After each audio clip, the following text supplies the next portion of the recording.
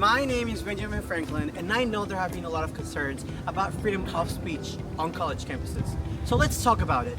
But in order for us to fully understand the issue, we gotta go back a couple centuries. We, the people of the United States, in order to form a more perfect union, establish justice, ensure domestic tranquility, provide for the common defense, promote the general welfare, and secure the blessings of liberty to ourselves and to our posterity, do ordain and establish this Constitution for the United States of America.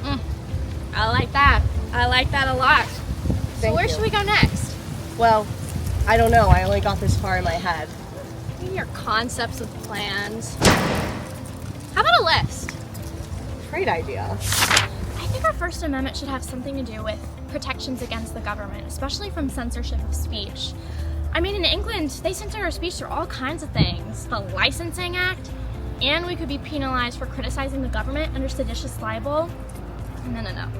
Under this amendment, we should have freedoms of religion, speech, the press, assembly, and petition. Those should all be protected in order to create a more democratic nation. I like that. I like that a lot. Well, so they called it the First Amendment.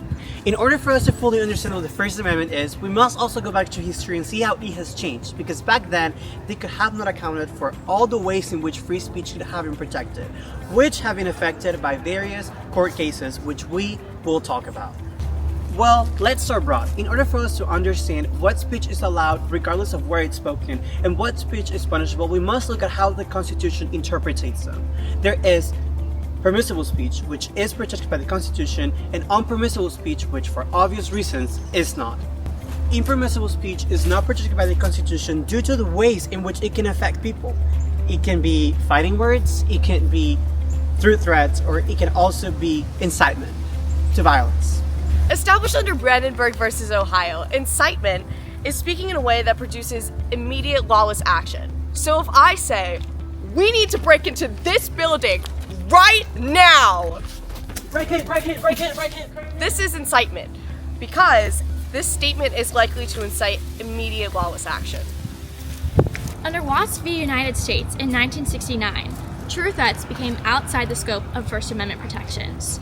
True threats are statements made to frighten people, making them believe they will be harmed.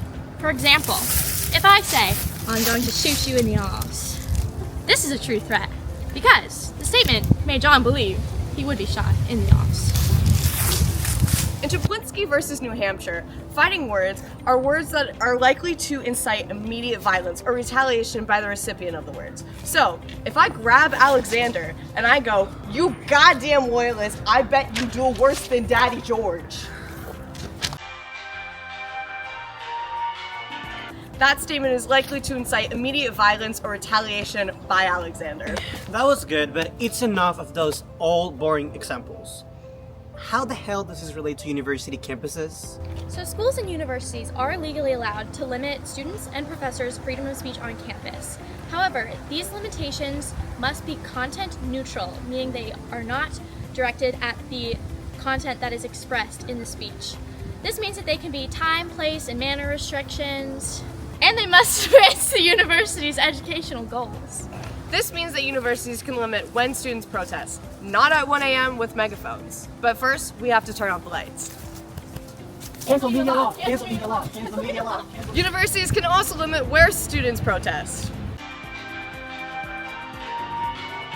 This type of restriction is content neutral, meaning it regulates speech based on time, place, and manner regardless of what the message is. On the other side, we have content-based restrictions which regulate speech based on the message. For example, if the government says we can't say the word red coat, that's a content-based restriction and is more than likely unconstitutional.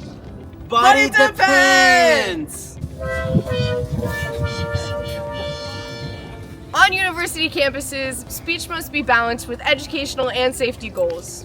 Under Tinker versus the Moi Independent Community School District in 1969, the U.S. Supreme Court ruled that while students in public schools are free to exercise the right to free speech, they can only do so when they are not materially or substantially interfering with the educational objectives of the school, which is known as the Tinker test or the substantial disruption test.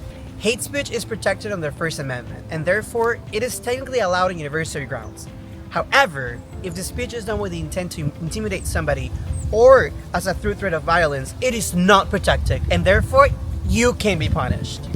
Actions that aren't explicitly speech used to convey a message, like kneeling during the national anthem or waving a flag, are known as symbolic speech. These are also protected under the First Amendment, unless done with the intent to intimidate. So by now I know you're thinking, how am I allowed to exercise my free speech rights and my right to protest on my university's campus?